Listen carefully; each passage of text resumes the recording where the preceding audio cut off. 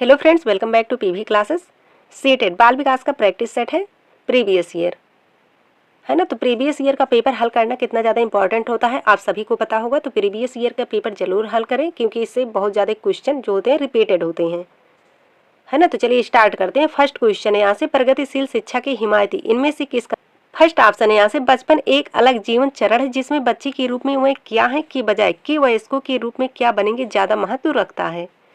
Second option है, बच्चे स्वाभाविक रूप से अच्छे होते हैं और समाज उन्हें भ्रष्ट करता है। थर्ड ऑप्शन है, बच्चे स्वाभाविक रूप से असभ्य होते हैं और उन्हें नैतिक मानव बनाने के लिए समाजीकरण आवश्यक है। फोर्थ ऑप्शन है, बच्चे एक सामाजिक सांस्कृतिक आर्थिक संदर्भ में पैदा होते हैं और यह पृष्ठभूमि उनके विकास को प्रभावित करती है। तो इसमें राइट आंसर है ऑप्शन नंबर 4। अगला क्वेश्चन है, विकास के डॉट डॉट आयाम के तहत भावनाओं, आत्मधारणा तथा परिवारों, साथियों और दोस्तों के साथ पारस्परिक संबंधों में परिवर्तन का अध्ययन किया जाता है। फर्स्ट ऑप्शन है मनोसामाजिक, सेकंड ऑप्शन है भौतिक, थर्ड ऑप्शन है संज्ञानात्मक, फोर्थ ऑप्शन है भाषाई। तो इसमें राइट ऑप्शन है ऑप्शन नंबर फर्स्ट, मनोसामाजिक। अगला क्वेश्चन है, व्यवहार रुचि या दृष्टिकोण, कौशल और व्यक्तित्व लक्षण जिन्हें एक संस्कृति विशिष्ट जेंडर के लिए उपयुक्त मानती है उन्हें डॉट डॉट के रूप में संदर्भित किया जाता है और यह डॉट डॉट होते हैं। फर्स्ट ऑप्शन है जेंडर पहचान आनुवंशिक रूप से निर्धारित, सेकंड ऑप्शन है जेंडर भूमिकाएं सांस्कृतिक रूप से परिभाषित, थर्ड ऑप्शन है जेंडर भूमिकाएं आनुवंशिक रूप से निर्धारित, फोर्थ ऑप्शन है जेंडर पहचान सांस्कृतिक रूप से परिभाषित। तो इसमें राइट आंसर है ऑप्शन नंबर 2, जेंडर भूमिकाएं सांस्कृतिक रूप से परिभाषित। अगला क्वेश्चन है, और है यहाँ से, अभिकथन ए, एक समावेशी कक्षा में सभी पाठ्यचर्या अनुकूलन की शैक्षिक मानकों को विशेष बच्चों के लिए निम्न स्तर करने के लिए निर्देशित किया जाना चाहिए। कारण आ दिया गया विशेष बच्चों की मुख्यधारा की कक्षा में सीखने की कोई संभावना नहीं है। सही विकल्प चुनें। फर्स्ट ऑप्शन है ए और आर दोनों गलत हैं, सेकंड ऑप्शन है ए और आर दोनों सही और ए की आर सही व्याख्या करता है, थर्ड ऑप्शन है ए और आर दोनों सही हैं लेकिन ए की आर सही व्याख्या नहीं करता है, फोर्थ ऑप्शन है ए सही है लेकिन आर गलत है। तो इसमें राइट आंसर है ऑप्शन नंबर फर्स्ट, ए और आर दोनों गलत हैं। अगला क्वेश्चन है, तो फ्रेंड्स आप लोगों को पता होगा कि जीन पियाजे, वाइगोत्स्की, कोहलबर्ग, इन तीनों से आपके एग्जाम में कम से कम 6 या 7 नंबर के प्रश्न पूछे जाते हैं। तो आप प्रीवियस ईयर के पेपर को जरूर हल करें जिससे आपको एग्जाम में बहुत ही आसानी होगी। तो चलिए बढ़ते हैं नेक्स्ट क्वेश्चन पे। क्वेश्चन नंबर 5 है यहाँ से, जीन पियाजे के संज्ञानात्मक विकास के सिद्धांत के अनुसार फर्स्ट ऑप्शन है पूर्व ज्ञान सीखने की प्रक्रिया में कोई भूमिका नहीं निभाता है। तो बिल्कुल गलत है क्योंकि पूर्व ज्ञान जो होता है बहुत ही ज़्यादा इंपॉर्टेंट होता है हमारी आने वाली लाइफ के आगे के लिए। सेकंड ऑप्शन है परिपक्वता जैसे जैविक कारक संज्ञानात्मक विकास में कोई भूमिका नहीं निभाते हैं। तो ये भी ए ऑप्शन भी यहाँ से गलत होता है। थर्ड ऑप्शन है सीखने के अनुभव बच्चों के संज्ञानात्मक क्रियाओं के वर्तमान स्तर पर निर्भर करते हैं। सही बात है। फोर ऑप्शन दिया गया, अनुभव के माध्यम से सीखने की बजाय याद करने की प्रक्रिया को प्राथमिकता दी जानी चाहिए। तो याद करना क्या है यहाँ से निगेटिव टैग के अंतर्गत आता है, बिल्कुल गलत हो जाएगा। कौन सा ऑप्शन यहाँ से सही होता है? Option number 3। जीन पियाजे के संज्ञानात्मक विकास के सिद्धांत के अनुसार सीखने के अनुभव बच्चों के संज्ञानात्मक क्रियाओं के वर्तमान स्तर पर निर्भर करते हैं। अगला क्वेश्चन है, लीव वाइगोत्स्की संज्ञानात्मक विकास को किस रूप में देखते हैं? फर्स्ट ऑप्शन है पर्यावरण को प्रभावी रूप से अपनाने की प्रक्रिया, सेकंड ऑप्शन है एक सहयोगात्मक प्रक्रिया, थर्ड ऑप्शन है एक व्यक्तिगत क्रिया, फोर्थ ऑप्शन है एक एकीकृत प्रक्रिया। राइट आंसर है ऑप्शन नंबर 2, एक सहयोगात्मक प्रक्रिया। अगला क्वेश्चन है, भाषा और सोच प्रक्रिया के बीच संबंध का प्रस्ताव रखते हुए लीव वाइगोत्स्की ने निम्नलिखित में से किस रूप में भाषा को अवधारणाबद्ध किया? फर्स्ट ऑप्शन है भाषा का एक स्वतंत्र क्षेत्र है जो कि संज्ञान से संबंधित नहीं है, सेकेंड ऑप्शन है भाषा एक सांस्कृतिक उपकरण है जो संज्ञान को कई तरीकों से सुगम बनाती है, थर्ड ऑप्शन है यहाँ से भाषा आत्म केंद्रित भाषा का एक रूप है जिसका प्रयोग केवल बुनियादी जरूरतों को पूरा करने के लिए किया जाता है, फोर्थ ऑप्शन है भाषा संज्ञानात्मक क्षमताओं के विकास में बाधा डालती है। राइट आंसर है यहाँ से ऑप्शन नंबर 2, वाइगोत्स्की आ गया। यहाँ से सांस्कृतिक उपकरण इनका एक सिद्धांत है, सामाजिक सांस्कृतिक सिद्धांत। तो इसमें राइट आंसर हो जाएगा ऑप्शन नंबर 2। अगला क्वेश्चन है, निम्न में से कौन सा प्रदर्शन लक्ष्य अभिविन्यास का एक उदाहरण है? फर्स्ट ऑप्शन है एक छात्र अपनी समझ को आगे बढ़ाने के लिए कड़ी मेहनत करता है। सेकंड ऑप्शन है एक छात्र किसी विषय की गहरी समझ हासिल करने के लिए कठिन अध्ययन करता है। थर्ड ऑप्शन है एक छात्र अच्छा ग्रेड पाने और दूसरों से बेहतर होने के लिए कड़ी मेहनत करता है। फोर्थ ऑप्शन है एक छात्र शिक्षक से अधिक सीखने के लिए कठिन अध्ययन करता है। तो इसमें राइट आंसर है ऑप्शन नंबर 3, एक छात्र अच्छा ग्रेड पाने और दूसरों से बेहतर होने के लिए कड़ी मेहनत करता है। अगला क्वेश्चन है, लेव वाइगोत्स्की के सिद्धांत का पालन करते हुए एक शिक्षक को फर्स्ट ऑप्शन है अपने विद्यार्थियों के साथ पारस्परिक अध्यापन का पालन करना चाहिए। सेकंड ऑप्शन है विद्यार्थियों द्वारा सांस्कृतिक उपकरणों के उपयोग को हतोत्साहित करना चाहिए। थर्ड ऑप्शन है विद्यार्थियों द्वारा कंठस्थ किए जाने वाले ज्ञान का प्रसार करना चाहिए। फोर्थ ऑप्शन है विद्यार्थियों को एक दूसरे के साथ प्रतिस्पर्धा करने के लिए प्रोत्साहित करना चाहिए। राइट आंसर है ऑप्शन नंबर फर्स्ट। अगला क्वेश्चन है, नई अवधारणाओं को पढ़ाने के लिए निम्नलिखित में से कौन सी प्रभावी रणनीतियां हैं? फर्स्ट दिया गया उदाहरण प्रस्तुत करना, सेकंड दिया गया गैर उदाहरण प्रस्तुत करना, थर्ड है अवधारणाओं के बीच संबंधों के बारे में सोच को बढ़ावा देना, फोर है एक परिभाषा देना और छात्रों को इसे याद करने के लिए प्रोत्साहित करना। तो यहाँ से फोर क्या हो जाएगा? गलत। बचा कौन सा? 1, 2 और 3 किस ऑप्शन में है? ऑप्शन नंबर 4 है ना। फर्स्ट में है 3, 4, 1, सेकेंड है 1, 2, थर्ड है 1, 3, फोर है 1, 2 और 3। राइट आंसर हो जाएगा ऑप्शन नंबर 4, 1, 2 और 3। अगला क्वेश्चन है, निम्नलिखित में से किस विधि में शिक्षक और विद्यार्थी अपनी भूमिकाओं का विनिमय करते हैं? फर्स्ट ऑप्शन है पारस्परिक अध्यापन, सेकंड ऑप्शन है अनुकूलित अधिगम, थर्ड ऑप्शन है ग्रहणशील अधिगम, फोर्थ ऑप्शन है वर्णनात्मक अध्यापन। राइट आंसर है ऑप्शन नंबर फर्स्ट, पारस्परिक अध्यापन। अगला क्वेश्चन है, फिजा ने विश्लेषण किया कि उसे विषय जेड सीखने की तुलना में विषय एक्स सीखने में अधिक समस्याएं हैं क्योंकि वह विषय जेड में रुचि रखती है और उस पर ध्यान केंद्रित कर रही है। निम्नलिखित में से कौन सी संरचना फिजा की सोच का विश्लेषण करने की क्षमता का वर्णन करता है? ऑप्शन है यहाँ से, फर्स्ट ऑप्शन है संज्ञानात्मक संघर्ष, सेकेंड ऑप्शन है अधिसंज्ञान, थर्ड ऑप्शन है स्मृति, फोर्थ ऑप्शन है संज्ञान। राइट आंसर है ऑप्शन नंबर 2, अधिसंज्ञान। अगला क्वेश्चन है, हार्वर्ड गार्डनर के बहुबुद्धि सिद्धांत का प्रस्ताव है कि फर्स्ट ऑप्शन है बुद्धिमत्ता अकादमिक सफलता का सफलतापूर्वक अनुमान लगा सकती है, सेकंड ऑप्शन है बुद्धि समय के साथ बदलती है, थर्ड ऑप्शन है बुद्धि मुख्य रूप से आनुवंशिक विरासत में मिलती है, फोर्थ ऑप्शन है बुद्धि को सटीक रूप से मापा जा सकता है और सटीक रूप से विधेय किया जा सकता है। तो हार्वर्ड गार्डनर के बहुबुद्धि सिद्धांत का प्रस्ताव है कि बुद्धि मुख्य रूप से बुद्धि जो होती है समय के साथ बदलती है। राइट आंसर है ऑप्शन नंबर 2। अगला क्वेश्चन है, हालांकि अंतर समूह व्यक्तिगत भिन्नताओं की संभावना मौजूद है, फिर भी स्वलीनता वाले अधिकांश विद्यार्थी फर्स्ट ऑप्शन है कल्पनाशील खेल के उच्चतर कौशलों का प्रदर्शन करते हैं, सेकंड ऑप्शन उन्नत सामाजिक भावनात्मक पारस्परिकता की उपलब्धि प्राप्त करते हैं, थर्ड ऑप्शन उन्नत संवाद के कौशल प्रदर्शित करते हैं, फोर्थ ऑप्शन है दिनचर्या या चरणों का सख्ती से पालन करते हैं। राइट आंसर है ऑप्शन नंबर 4। अगला क्वेश्चन है, अभिकथन ए है भय और तनाव का वातावरण बनाना छात्रों को सचेत और हरदम तैयार रखता है और सार्थक सीखने को सुसाधित करता है।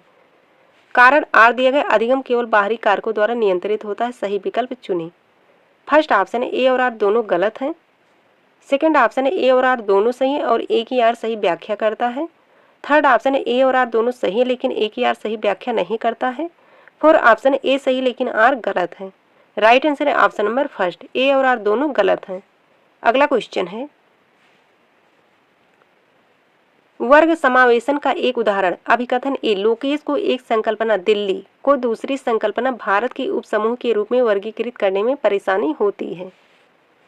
कारण आर दिया गया, यह समझना कि भावनाएं स्मृति और सीखने को कैसे प्रभावित करती हैं स्वविनियमित सीखने को संसाधित कर सकता है। सही विकल्प चुनें। फर्स्ट ऑप्शन है ए और आर दोनों गलत हैं, सेकंड ऑप्शन है ए और आर दोनों सही हैं और एक ही आर सही व्याख्या करता है, थर्ड ऑप्शन है ए और आर दोनों सही लेकिन एक ही आर सही व्याख्या नहीं करता है, फोर्थ ऑप्शन ए सही है लेकिन आर गलत है। राइट आंसर है इसमें ऑप्शन नंबर 3, ए और आर दोनों सही है लेकिन एक ही आर सही व्याख्या नहीं करता है।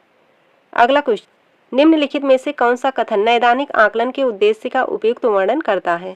फर्स्ट ऑप्शन है उन क्षेत्रों की पहचान करना जहां विद्यार्थियों को अतिरिक्त सहायता या निर्देश की आवश्यकता हो सकती है। सेकंड ऑप्शन है विद्यार्थियों को अपने सहकर्मियों के काम का समालोचनात्मक आकलन करने का अवसर प्रदान करना। थर्ड ऑप्शन है विद्यार्थियों की अभिवृत्ति स्वरूप की पहचान करना और उनकी आवश्यकताओं के अनुसार एक व्यावसायिक निर्देशन कार्यक्रम तैयार करना। फोर्थ ऑप्शन है शिक्षकों को उनके शिक्षण विधियों के बारे में प्रतिपुष्टि प्रदान करना।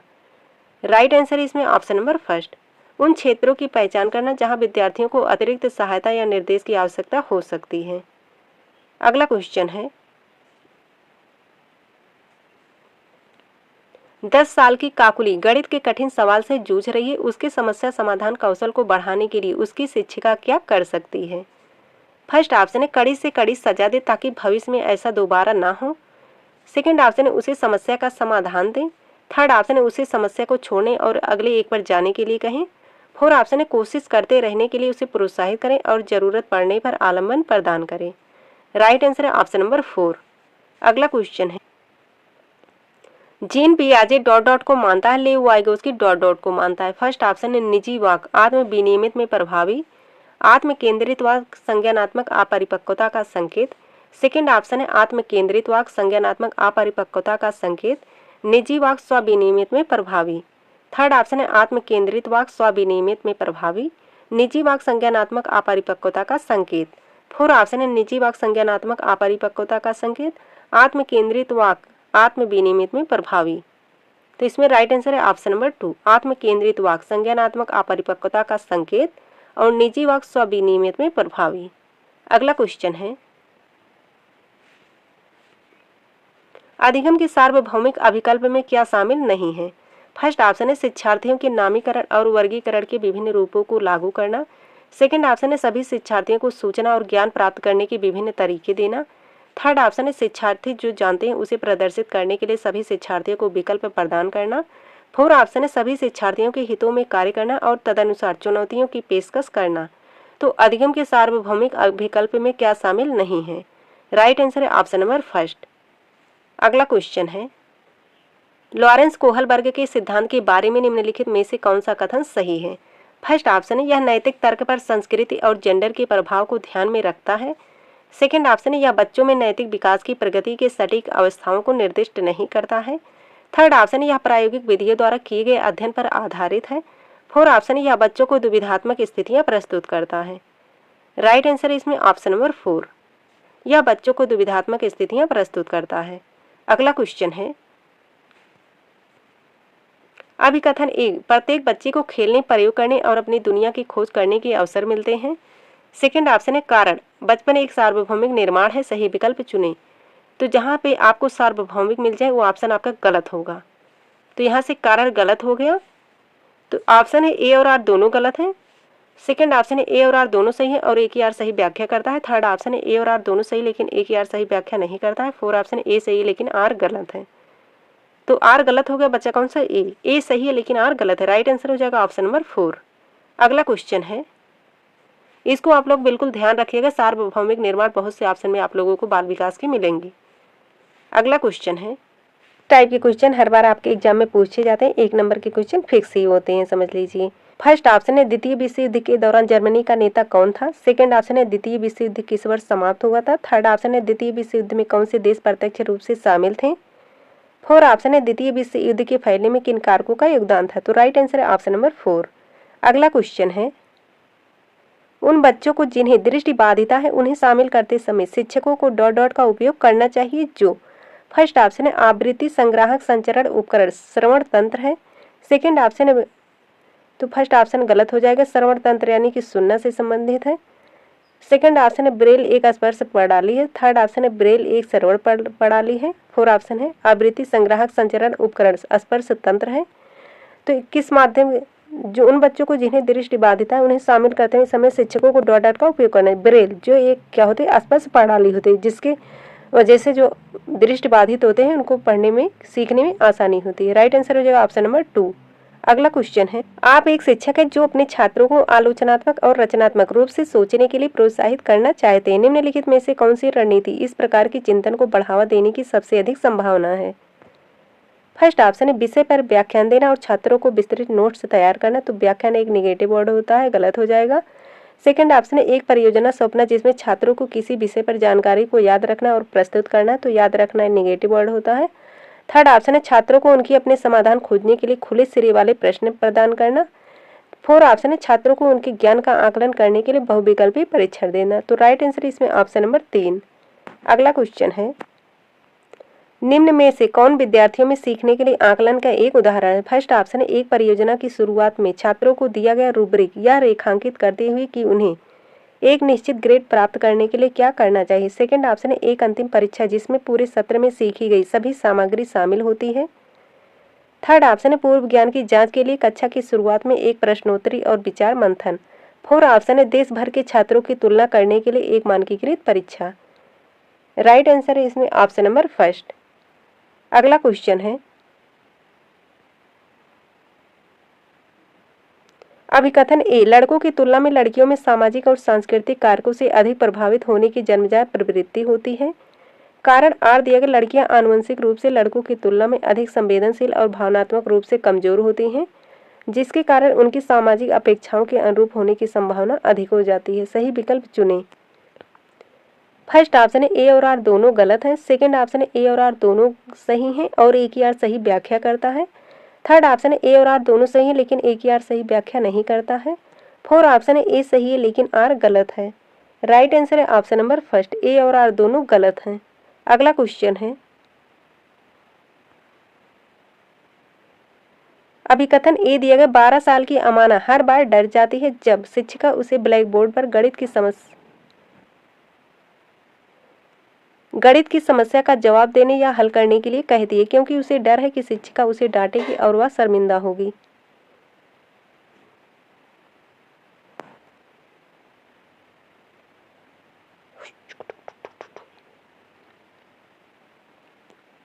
कारण आर दिया गया जब छात्र असुरक्षित और चिंतित महसूस करते हैं तो उनकी शिक्षा पर प्रतिकूल प्रभाव पड़ता है। सही विकल्प चुनें। फर्स्ट ऑप्शन है ए और आर दोनों गलत है। सेकंड ऑप्शन है ए और आर दोनों सही हैं और ए की आर सही व्याख्या करता है। थर्ड ऑप्शन है ए और आर दोनों सही लेकिन ए की आर सही व्याख्या नहीं करता है। फोर्थ ऑप्शन ए सही है लेकिन आर गलत है। राइट आंसर है ऑप्शन नंबर 2, ए और आर दोनों सही हैं और ए की आर सही व्याख्या करता है। अगला क्वेश्चन है, एक शिक्षिका छात्रों को उनके पूर्व ज्ञान को नई संकल्पनाओं से जोड़ने के अवसर प्रदान करके अपनी कक्षा में सार्थक सीखने व विवेचनात्मक सोच को सक्षम बनाना चाहती है। निम्नलिखित में से कौन सी शिक्षण रणनीति सबसे प्रभावी होगी।